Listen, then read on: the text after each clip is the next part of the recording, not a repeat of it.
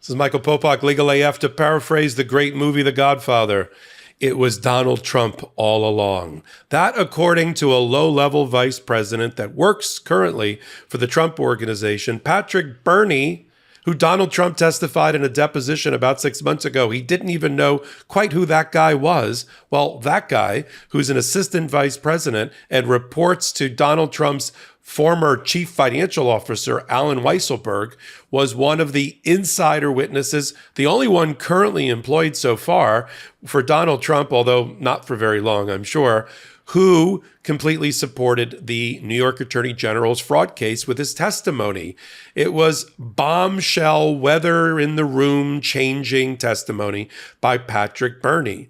Patrick Burney confessed that in a conversation with Alan Weisselberg in 2017 or 2018, in Alan Weisselberg's office, Alan Weisselberg told him, his underling, that Donald Trump, the boss, wanted his financial statement increased, inflated.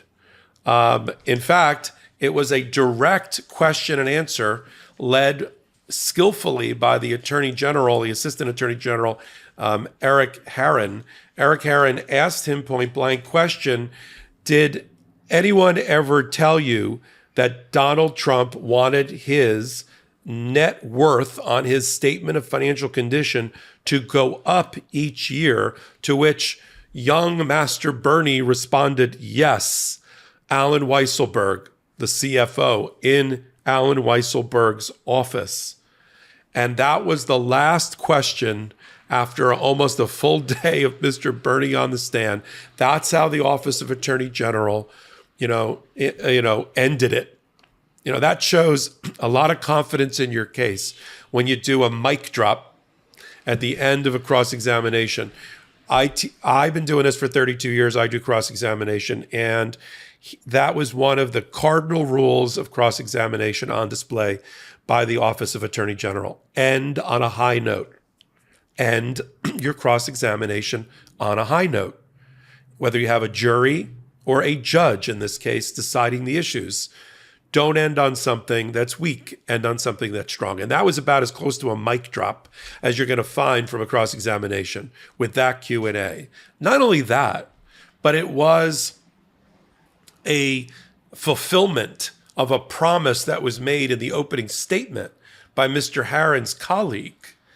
When he said in the opening statement 2 weeks ago that Mr. Burney was going to take the stand and say that Donald Trump told Alan Weisselberg to inflate his assets, which is a fraud, and more importantly, is a persistent fraud, as that term is used under New York statutes, giving the New York Attorney General broad powers to shut down fraudulent businesses and their practices and take back from them assets that were unlawfully and illegally obtained. It was a moment that hurt the Trump Organization. All they could do was jump up Mr. Chris Kise, who's handling as the lead attorney for this case, not Alina Habba, but really Chris Kise. Chris Kise stood up and said, objection, hearsay. And the judge, and they had an argument about it, and the judge, because there's no jury present, and the judge was nice to the Trumpers and said, you can submit a brief on that point. I'll hold my ruling in abeyance. I'm going to make it simple for everybody. I'll make the ruling right here for Judge Engoron. It's not hearsay. It is not considered hearsay when a person reports something that's a statement against interest of another person. It's either non-hearsay because it's not being considered for the truth of the matter asserted, although it is, I think, here, or it's non-hearsay because it's being offered for the impact it had on the person to whom that was said, or it's a statement against interest that's now been repeated. So it's a hearsay exception. Under any of those categories, that statement is coming into the record. In any event, the bell's already been rung. The judge has heard it. He's not going to instruct himself to forget it. He heard it. So I think at the end of the day, this is interesting, but Bernie's comment to end that Q&A is going to come into evidence that he was directed by Alan Weisselberg on behalf of Donald Trump that it was Trump all along who wanted to see his assets artificially and fraudulently inflated. Now, I thought the other interesting thing I wanted to bring out on this hot take is the lack of cross-examination by Trump. The Trump side said no questions after Mr. Bernie just severely damaged their case. I want to walk through that for a minute. Now, first of all, Bernie was not treated like a hostile witness. He was treated like a normal witness. If he was a hostile witness, they would have went into cross-examination mode, asking leading questions that lead to a yes or no answer, like you see on television. Isn't it a fact that Mr. Weisselberg told you to change the inflate the assets on behalf of Donald Trump? Yes or no, sir? That's cross-examination. They didn't do that with Mr. Bernie. They asked him open-ended questions, what we call direct questions, that where the witness testifies. That's because they had already prepped him and they knew he wasn't going to be hostile and he was going to tell the truth. I mean, he looks like a Boy Scout.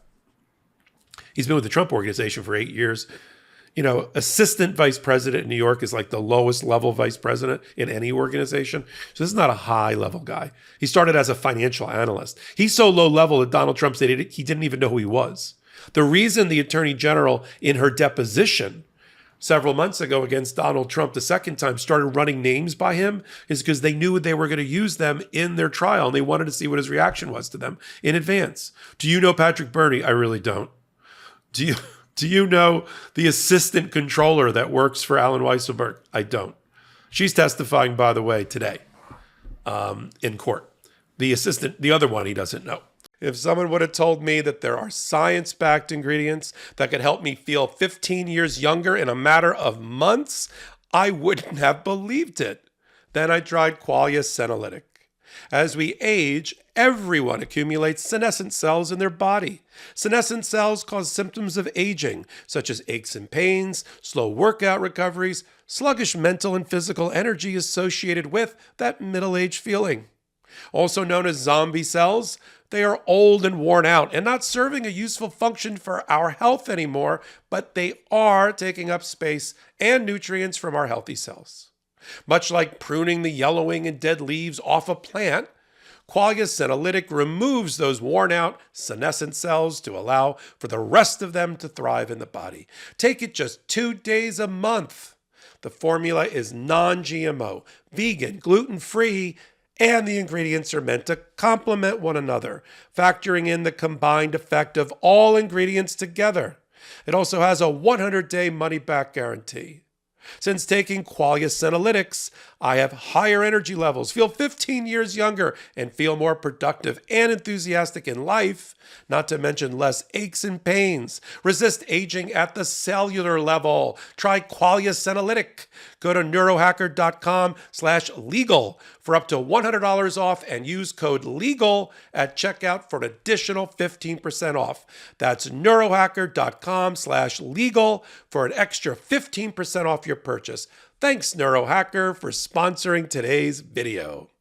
And so I found it curious, and I'm trying to think of the tactics and strategy here. I'm trying to be kind as a trial lawyer myself about why you wouldn't cross-examine somebody that just damaged you, either because they don't think they can at all in front of the judge, or they're worried that somehow it'll backfire on them, creating more bad evidence against them. And I guess they think they have another shot at putting him on when the Attorney General's case in chief, her presentation of the evidence and her witnesses is complete. She goes first. She has the burden of proof.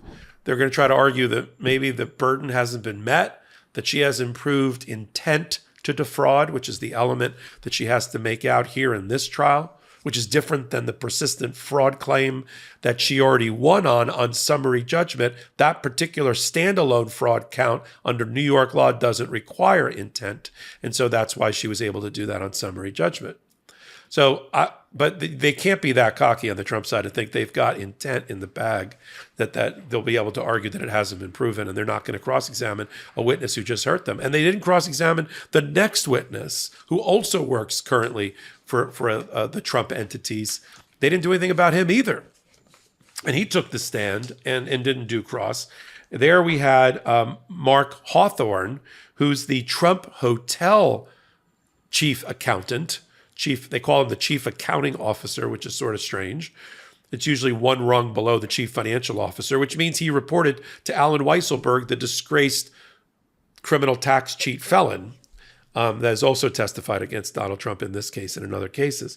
But Mark Hawthorne testified about a $290 million fake number on Donald Trump's balance sheet related to the Trump hotels. That's a big number. You only need to show fraud in $1. So far, if you add it up, I think the Attorney General is up to at least $500 million, $500 million of fake numbers on Donald Trump's personal financial statement, which he then uses to borrow more money that he's entitled to insure his properties at values that they're not worth, and to get insurance to back all of that up as well. And Mr. Hawthorne said, as the $290 million that he had assumed based on bad information, meaning lies, told to him by the Trump organization, his bosses, and Alan Weisselberg, that a $290 million cash number on the balance sheet in the books related to Vornado, a developer that Donald Trump was in a limited partnership with, that all of that cash was accessible to Donald Trump and therefore was an asset of the Trump organization reflected on their books. But then he learned through the New York Attorney General investigation that $290 million was not accessible by Donald Trump. It was part of a partnership, locked away in a partnership to which he didn't have unfettered access, and therefore he had to admit on the stand that listing $290 million as a plus on the balance sheet as an asset was wrong, and it was based on wrong information, purposefully, the argument will go, supplied to him by the Trump organization. In other words, just knock 290 million. What's 290 million between friends? Take it off the balance sheet. And when they asked him as sort of their final concluding question, knowing what you know now, would you list the $290 million on Trump's balance sheet as an asset? He said, probably not. I love the concessions. He's still employed there, by the way, at least currently. So what you have is another example of Trump either instructing employees to just change numbers, cook the books, or giving false information to other employees to lead them to a false conclusion and put a number on a balance sheet that is knowingly false, knowingly by Trump false. And he's done that before. He's misled his lawyers and puts them in harm's way when they're negotiating with the federal government or the Department of Justice, like in Mar-a-Lago and Evan Corcoran, and he did it with his own employees. Why are we shocked that he misled his employees? He's been misleading his outside lawyers for a long, long time about what really happened. And so, again, without explanation, no cross-examination of Mr. Hawthorne by Mr. Kise. He just stood up and said, no further questions. No questions. Another oddity. They might think that this will stop them from being able to ask for a directed judgment in their favor, but they're not going to get a directed judgment in their favor from this judge at the close of evidence. See, at the close of the party that has the burden of proof, like the Attorney General here in her case in chief, when she's done, we know it because the judge says, are there any other witnesses? No, Your Honor. Is there any other evidence that needs to be put into evidence? No, Your Honor. Has the Attorney General rested? Yes, Your Honor. That is a important point in a jury, in a trial, any trial, a bright line procedurally, because that then concludes the record as it relates to the burden that that party has to prove their case. They can't put in any other evidence. They can do some things in cross-examination, but that completes the record on the case in chief for appeal and otherwise, and for the decision. And so at the end, what normally happens is they take a break. Maybe they go to lunch, depending upon the time of day. They come back, and the defense invariably makes a motion that they haven't proved their case, that we've heard all their evidence, we've heard all their witnesses, we've heard everything. Everything's in the record, Your Honor. And under New York law, they don't make the elements of showing intent to defraud under these statutes that she's suing under. The conspiracy, the fraud about financial statements, the fraud about business records, the fraud about insurance, and the conspiracies around all that. They haven't proven it, Judge. And they'll argue about it. So maybe they're concerned that they'll accidentally get evidence into the record on behalf of the attorney general that'll help her case. And so that'll defeat their ability to ask for a directed judgment in their favor without them having to put on their case in defense. But they're not going to get that in this case. So they're left with calling back Mr. Hawthorne, the Trump Hotel's accountant, and calling back Mr. Bernie, if he's still there, and other people that work for the company, and doing it in a friendly way in their case, should they need it. I guess that's what they're going to do. I got to tell you that I generally cross-examine, especially because, especially if you have a jury. If you have a jury, you want to do it right there because the jury's already forming their opinions. I guess they're banking on the judge not forming opinions, but this judge has been on the case for a year. He's been violently attacked by Donald Trump. He's been sued by Donald Trump to try to get him off the case. He's had a motion for disqualification against him. He's had social media attacks against him and his staff. He's had to issue a contempt finding against Donald Trump and a $10,000 a day fine. He's had to gag Donald Trump. I think this judge is paying attention. And I don't think you're going to get your directed verdict, or you should wait to cross-examine. But that's my sort of sense as a trial lawyer and giving some free advice. I do it on hot takes like this one only on the MeidasTouch Network on this YouTube channel. If you like this hot take, give me a thumbs up. It helps with the ratings, and then you'll get to see my next hot take. My entire body of work is under the YouTube channel for MeidasTouch. Under playlists, look for Michael Popok. On Wednesdays and Saturdays, you know where to find me, the MeidasTouch Network, on there exclusively on Legal AF, the leading podcast devoted to law and politics and justice, only on the MeidasTouch Network. I co-anchor it on Wednesdays and Saturdays at 8 p.m. Eastern Time, and then on audio platforms everywhere you can get it. Until the next hot take of mine, until the next Legal AF.